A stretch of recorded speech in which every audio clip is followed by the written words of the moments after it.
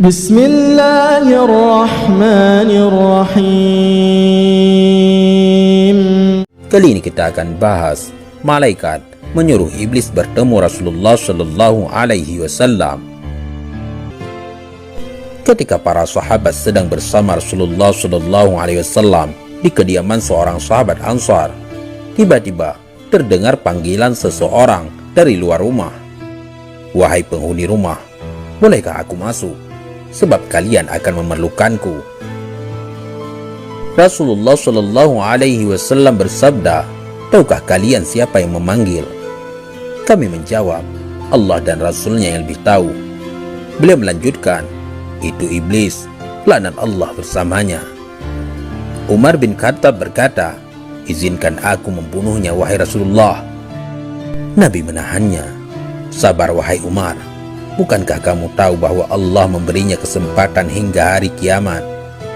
Lebih baik bukakan pintu untuknya. Sebab ia telah diperintahkan untuk ini. Fahamilah apa yang hendak ia katakan dan dengarkan dengan baik."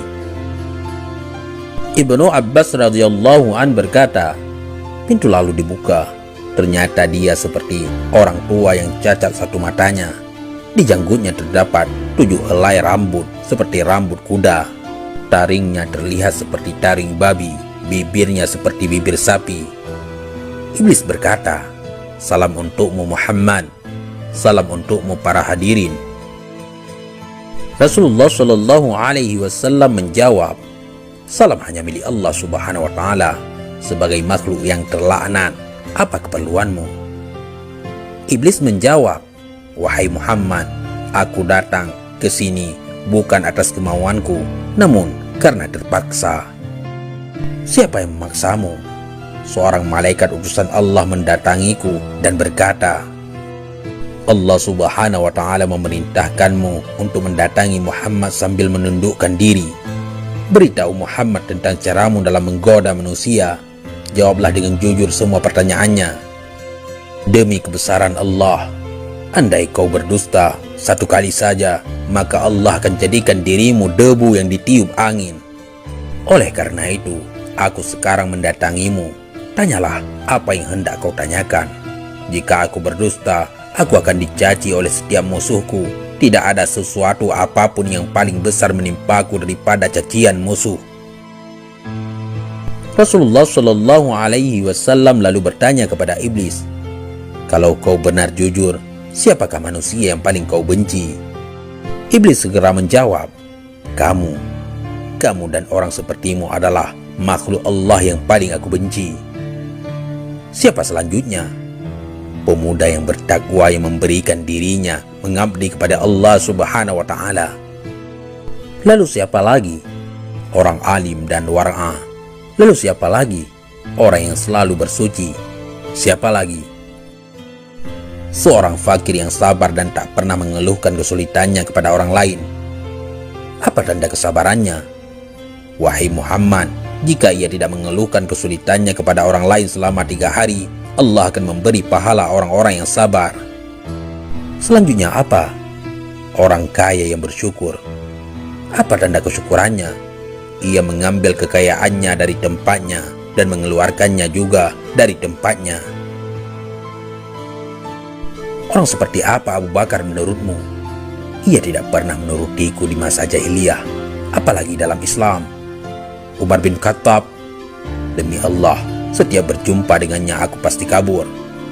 Utsman bin Affan, "Aku malu kepada orang yang malaikat pun malu kepadanya." Ali bin Abi Thalib, "Aku berharap darinya agar kepalaku selamat dan berharap ia melepaskanku dan aku melepaskannya. Tetapi ia tak akan mau melakukan itu." Ali bin Abi Thalib selalu berzikir terhadap Allah Subhanahu wa Ta'ala. "Apa yang kau rasakan jika melihat seseorang dari umatku yang hendak sholat?" "Aku merasa panas, dingin, dan gemetar." "Kenapa?" "Sebab setiap seorang hamba bersujud 1 kali kepada Allah, Allah mengangkatnya 1 derajat. Jika seorang umatku berpuasa, tubuhku terasa terikat hingga ia berbuka. Jika ia berhaji, aku seperti orang gila. Jika ia membaca Al-Quran, Aku merasa meleleh laksana timah di atas api. Jika ia bersedekah, itu sama saja orang tersebut membelah tubuhku dengan gergaji. Mengapa jadi begitu? Sebab dalam sedekah ada 4 keuntungan baginya, yaitu keberkahan dalam hartanya, hidupnya disukai. Sedekah itu kelak akan menjadi hijab antara dirinya dengan api neraka, dan segala macam musibah akan terhalau darinya. Apa yang dapat mematahkan pinggangmu? Suara kuda perang di jalan Allah. Apa yang dapat melelehkan tubuhmu? Taubat orang yang bertaubat. Apa yang dapat membakar hatimu? Istighfar di waktu siang dan malam. Apa yang dapat mencoreng wajahmu? Sedekah yang diam-diam. Apa yang dapat menusuk matamu? Salat fajar. Apa yang dapat memukul kepalamu? Salat berjamaah. Apa yang paling mengganggumu? Majelis para ulama. Bagaimana cara makanmu? Dengan tangan kiri dan jariku. Di manakah kau menaungi anak-anakmu di musim panas? Di bawah kuku manusia. Nabi lalu bertanya, siapa temanmu wahai iblis? Pemakan riba. Siapa sahabatmu? Penzina. Siapa teman tidurmu? Pemabuk. Siapa tetamumu? Pencuri. Siapa utusanmu? Tukang sihir. Apa yang membuatmu gembira? Bersumpah dengan cerai. Siapa kekasihmu? Orang yang meninggalkan sholat Jumat. Siapa manusia yang paling membahagiakanmu? Orang yang meninggalkan sholatnya dengan sengaja. Sahabat pena pencari hikmah. Iblis tidak berdaya di hadapan orang yang ikhlas. Rasulullah SAW lalu bersabda, segala puji bagi Allah yang telah membahagiakan umatku dan menyengsarakanmu. Iblis segera menimpali, Tidak, tak akan ada kebahagiaan selama aku hidup hingga hari akhir.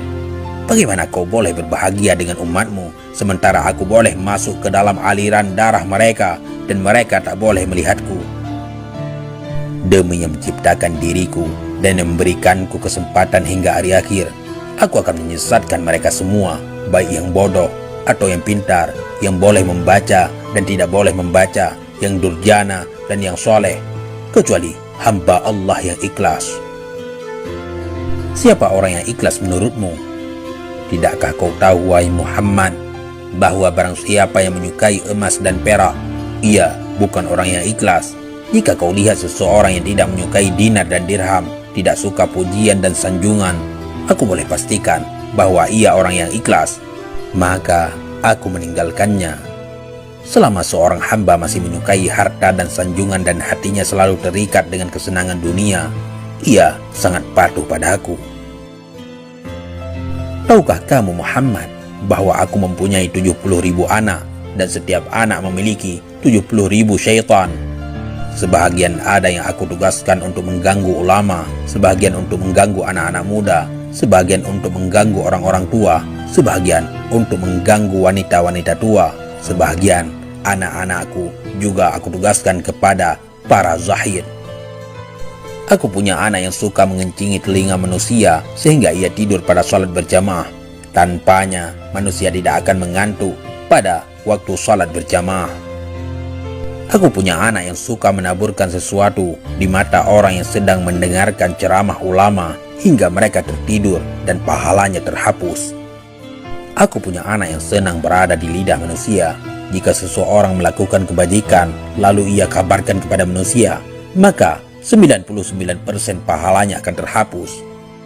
Pada setiap seorang wanita yang berjalan, anakku dan syaitan duduk di pinggul dan pahanya, lalu menghiasinya agar setiap orang memandanginya. Syaitan juga berkata, keluarkan tanganmu. Lalu ia mengeluarkan tangannya, lalu syaitan pun menghiasi kukunya. Mereka anak-anakku selalu menyusup dan berubah dari satu tempat ke tempat lainnya, dari satu pintu ke pintu yang lainnya untuk menggoda manusia hingga mereka terhempas dari keikhlasan mereka. Akhirnya mereka menyembah Allah tanpa ikhlas, namun mereka tidak merasa. Tahukah kamu Muhammad bahwa ada rahib yang telah beribadat kepada Allah selama 70 tahun. Setiap orang sakit yang didoakan olehnya sembuh seketika. Aku terus menggodanya hingga ia berzina, membunuh, dan kufur. Tahukah kau Muhammad, dusta berasal dari diriku. Akulah makhluk yang pertama berdusta. Pendusta adalah sahabatku. Barang siapa bersumpah dengan berdusta, ia kekasihku. Tahukah kau Muhammad, aku bersumpah kepada Adam dan Hawa dengan nama Allah bahwa aku benar-benar menasihatinya. Sumpah dusta adalah kegemaranku. Ghibah dan namimah atau adu domba adalah kesenanganku. Kesaksian palsu kegembiraanku. Orang yang bersumpah untuk menceraikan istrinya, ia berada di pinggir dosa, walau hanya sekali dan walaupun ia benar. Sebab barang siapa yang membiasakan dengan kata-kata cerai, istrinya menjadi haram baginya. Kemudian ia akan beranak cucu hingga hari kiamat. Jadi semua anak-anak zina, dan ia masuk neraka hanya karena satu kalimat, yaitu cerai.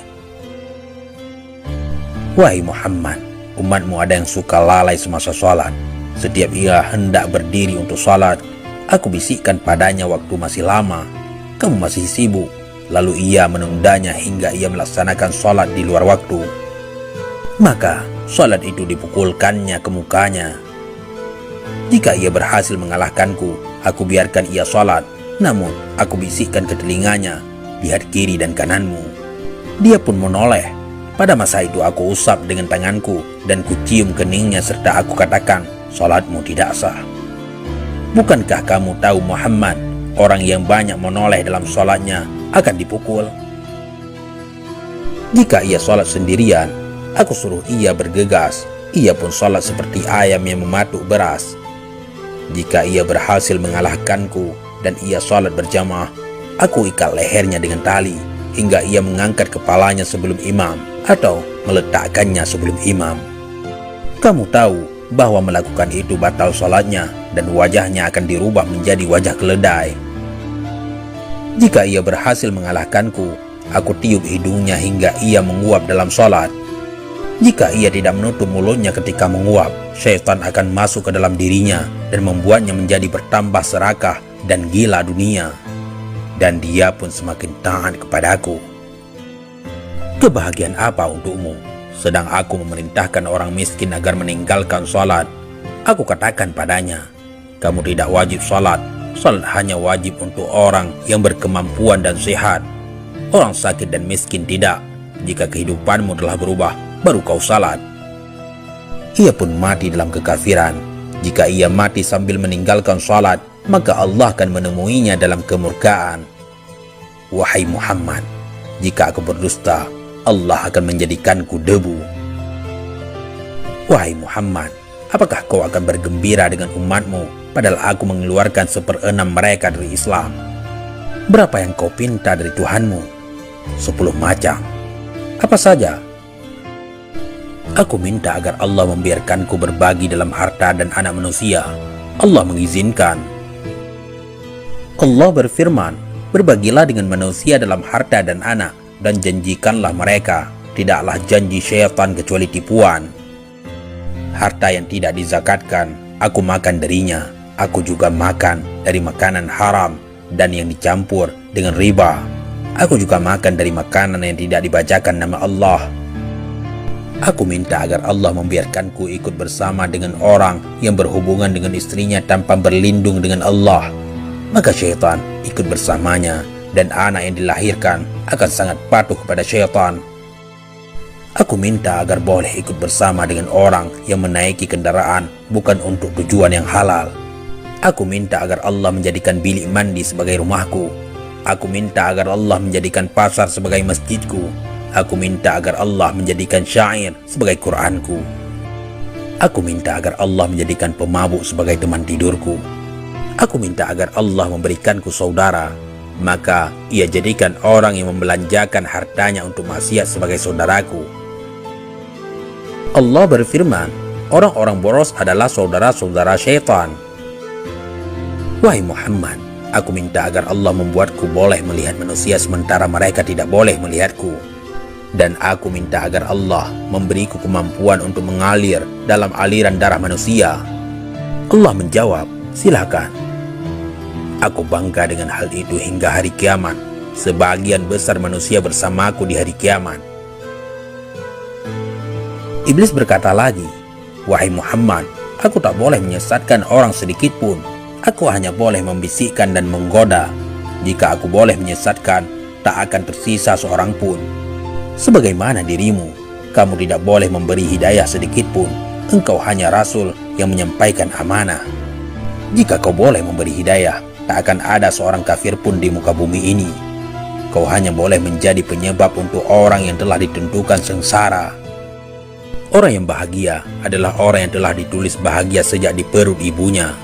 Dan orang yang sengsara adalah orang yang telah ditulis sengsara semenjak dalam kandungan ibunya.